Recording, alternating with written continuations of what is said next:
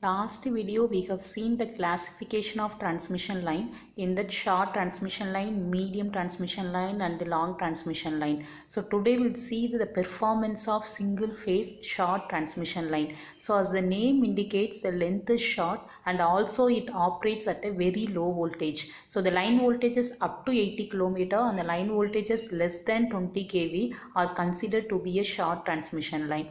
And now for the analysis of a single phase short transmission line, so here the capacitive effects are small and it is neglected. The resistance and the inductance of the line are taken into consideration, as well as the parameters are taken to be lumped here, and it is not distributed along the length of the wire. So we can say here it is we are considering here a single phase line. So it has a two conductor. So each conductor has a resistance and the inductance here.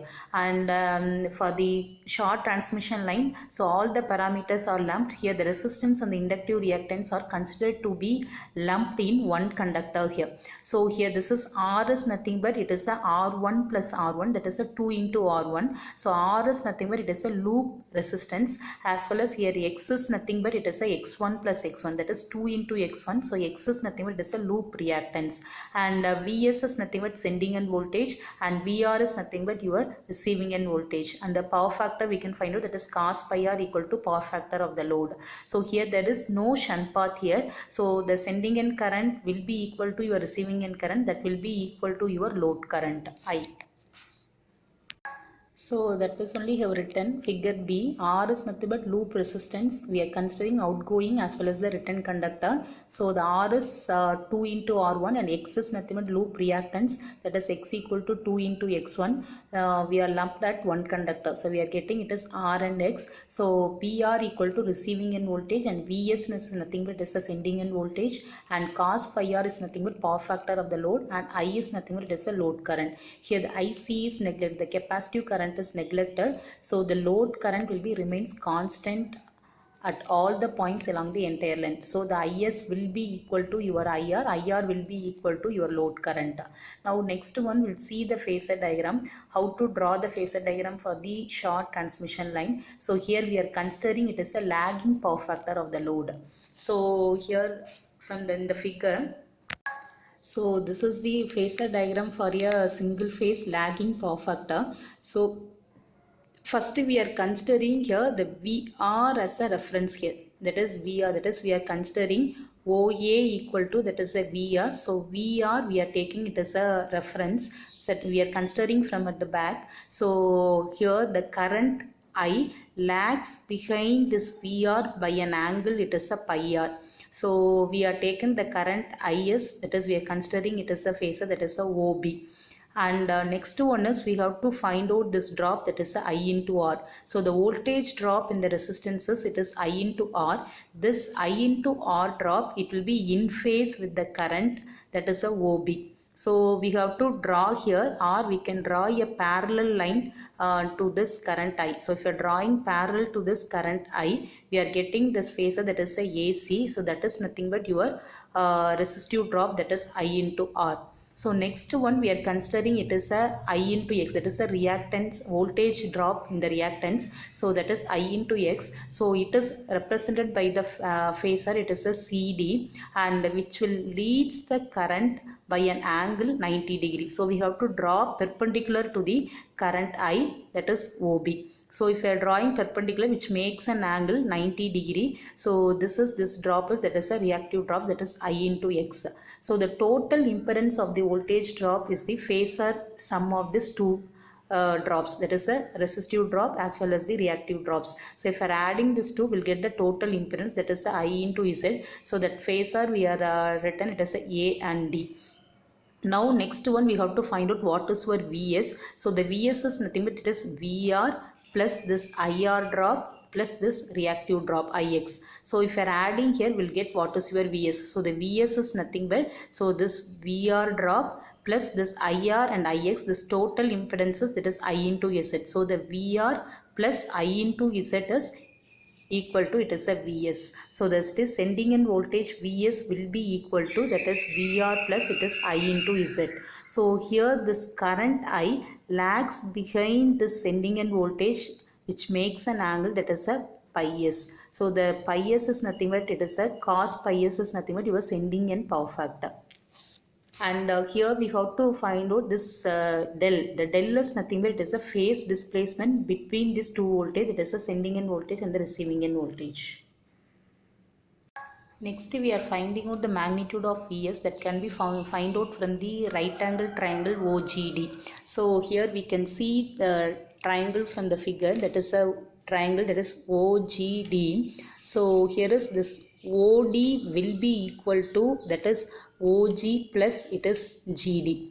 And again this OG we can write it as it is a OF plus FG, and this GD we can write it as it is a GC plus CD. So again here this OF is nothing but it is the VR will be resolved into 2. So here it is VR into it is a cos phi r, and FG is nothing but this drop, that is a IR.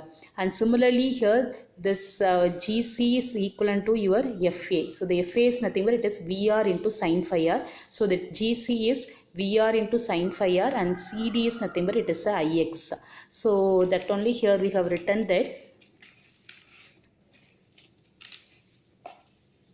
that is OF plus FG the whole square plus GC plus CD the whole square. So we have written OF is nothing but VR into cos phi r, and FG is nothing but IR the whole square, and GC is nothing but VR into sin phi r, and CD is nothing but I into X the whole square.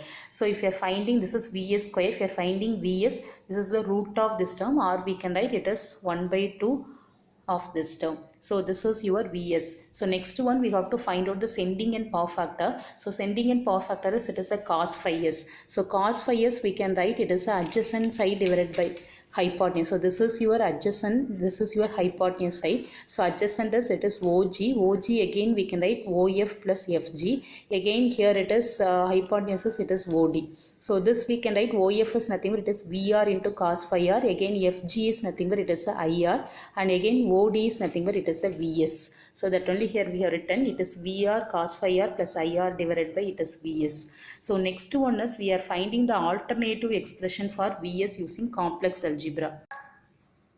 So here VR we have taken it as a reference phasor, and that is angle will be 0, that is VR equal to VR plus J0.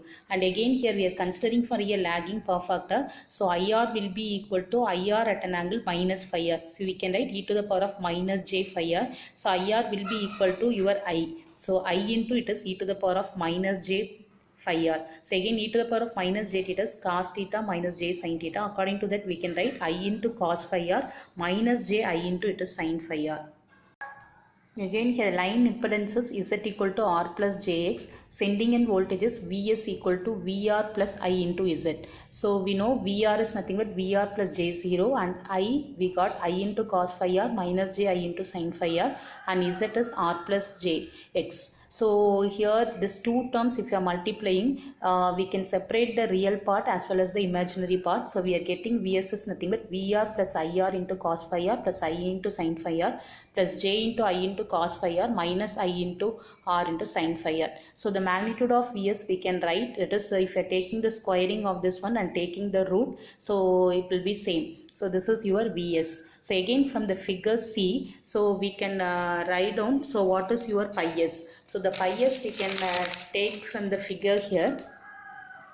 So here is the pi s is nothing but, so this is the pi r plus del, if you are adding will get what is your pi s.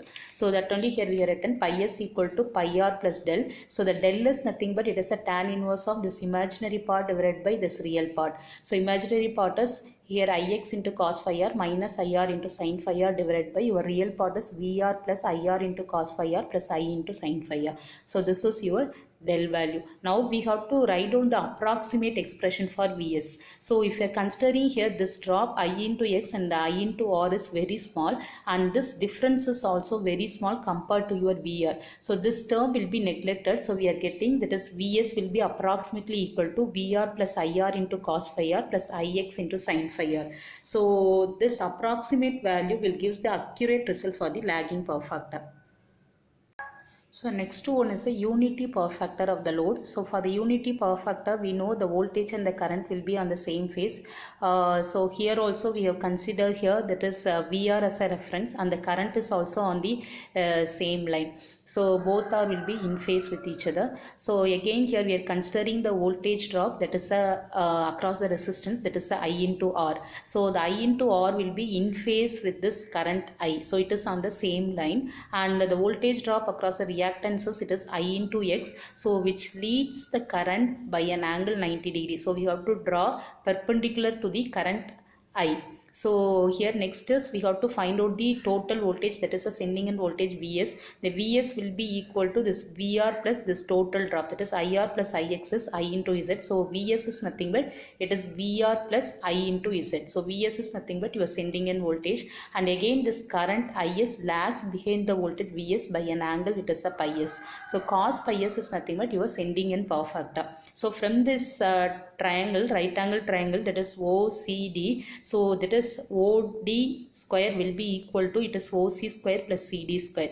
So OC we can write it is OA plus AC the whole square, and it is CD. So OA is nothing but VR plus here it is AC is IR the whole square, plus here CD is nothing but is IX the whole square. So for this is VS square. So VS is nothing but root of this one, or we can write it as 1 by 2 of VR plus VR the whole square plus IX the whole square. And this, if you are finding out the sending and power factor, so cos pi is nothing but adjacent divided by hypotenuse. So adjacent is, it is OC. OC we can write OA plus AC. So OA is nothing but VR and AC is nothing but IR. So VR plus I into R divided by OD is nothing but Vs. So this is the sending and power factor for the unity power factor of the load.